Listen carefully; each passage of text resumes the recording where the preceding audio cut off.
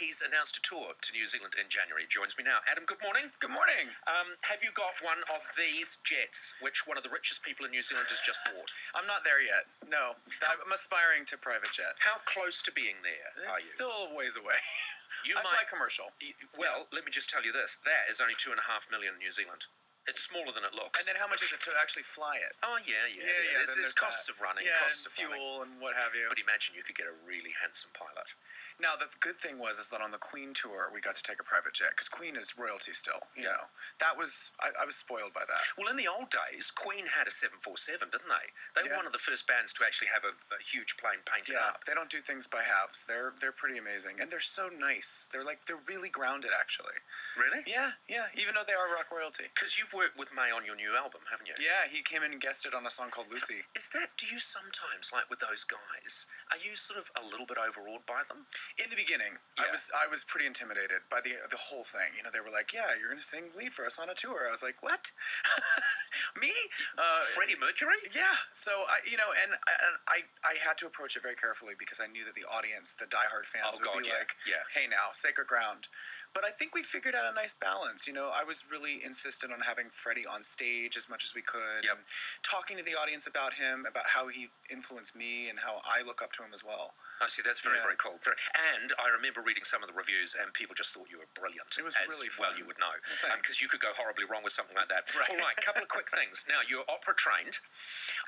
Kinda. I don't know. That's some No, Wikipedia. don't talk yourself down. What, I took it for 6 months at 15. We haven't got time to explain it. You're opera trained.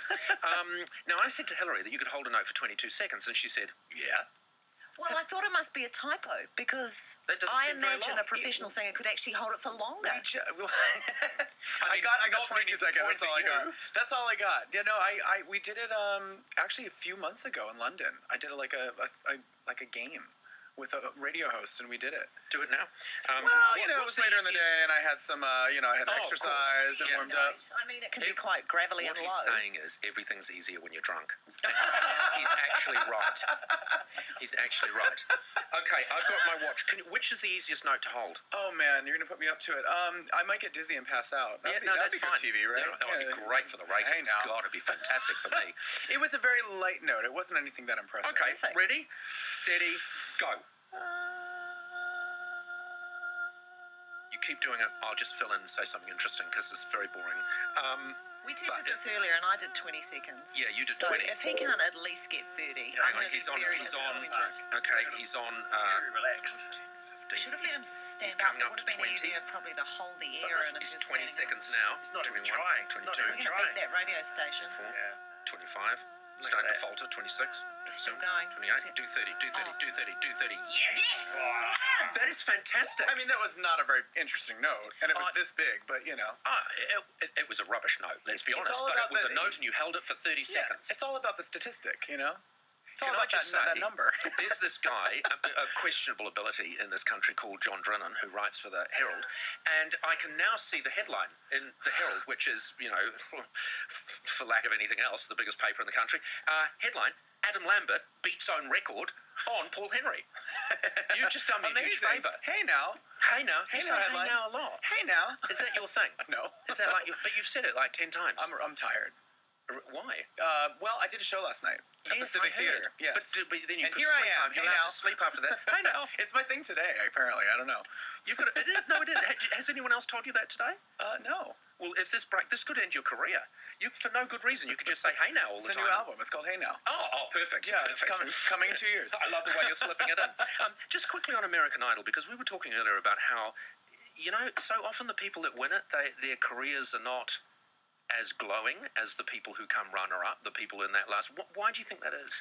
I don't know. I mean, in the States, I mean, the two biggest stars out of the show were the winners. So I don't know if that's true. I mean, Kelly Clarkson and Carrie Underwood are both the biggest earning. Are they bigger than you, though?